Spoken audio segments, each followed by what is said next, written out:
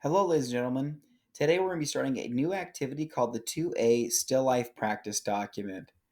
The 1A Coat of Arms Practice Document has now become homework. We're not going to be working on that anymore in class. The 2A Still Life Practice Document looks like this. You notice that there are several different questions. Some of these are written responses and some of these are drawing responses. What we're going to be doing today is just focusing on questions 1, 2, and 3, which are going to be a written response, and then two drawings of a bottle and two drawings of a cube. Again, don't add any value or shading. That comes later, as you can see in those instructions. So let's take a look at the presentation and get to work on today's activities. So for this unit, we're focusing on still life drawing. The end result is going to be complete a collage, which is a collection of different images that have been cut out and combined together on one single piece of paper or medium. Here's some different examples of still lifes. A still life is an artwork that shows mostly inanimate objects. Inanimate means that things that cannot move or live. Artists use this technique to become better in their skills of drawing and, most importantly, seeing. So here's some different examples of still lifes over time.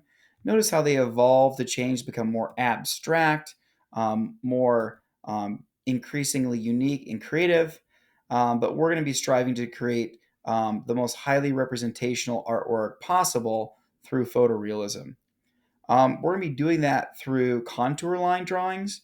A contour line is a line that defines the edges and surface outlines of an object. Value we'll be talking about later, but value essentially makes your artwork look much more realistic. Today, we are not doing any value drawings. We're only doing contour line drawings. So we're doing examples on the left here, not necessarily Pumpkin or Batman, but again, just the lines, not the shading or the darkness. So let's take a look at the still life practice. What you're going to do is you're going to define these three terms in your own words. If you use this video or this presentation as a resource, go ahead and do that to answer question number 1. Next, you're going to be doing a contour line drawing of a bottle. There's a video here as well as a presentation to help you along to complete that activity, but let's zoom in on that to help you along. What the video is going to demonstrate how to do is do a line of symmetry, or divide your bottle in half, and then draw other lines that help as well to find your bottle, and then doing a dividing line in half. So notice how this line is halfway between the top and the bottom. That establishes where the shoulders of the bottle start, which is when it starts to arch inward. And this line here helps to define where the neck starts, which is when the bottle goes vertically up and down and parallel again. So halfway neck, quarter of the way, halfway shoulders, and then quarter of the way neck. And again, there's the video that's also linked in here to help you along with that.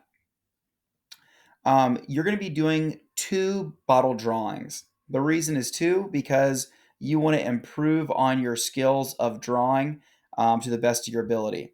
Now, when you're watching this video, I want you to remember to draw big and fill the page. Notice how the drawing that I've drawn, it's big. It fills the whole space. So you should only be able to fit 1 bottle on this particular drawing. So just keep that in mind.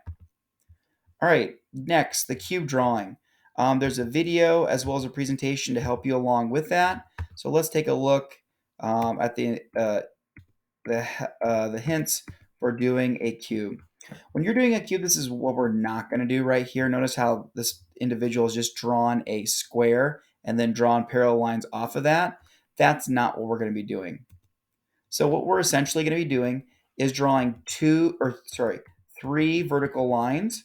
Notice how these 3 vertical lines, this one is lower on the page and this one is slightly higher. So we have 3, but the middle one is lower than the other 2. Next, you're going to be adding a V at the bottom. So it's going to connect from here to the middle to the side. And then notice how the V that we add on the top is identical to the one at the bottom. These angles and these angles are exactly the same. and these angles are exactly the same. So that means these are parallel.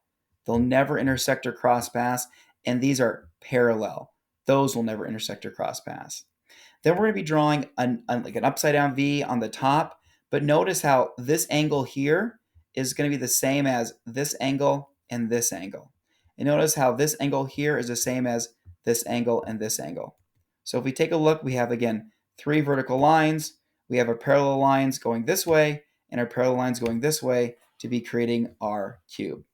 So everything I just explained here is explained in this cube contour line bottle drawing. So use this as a resource to work on your activity.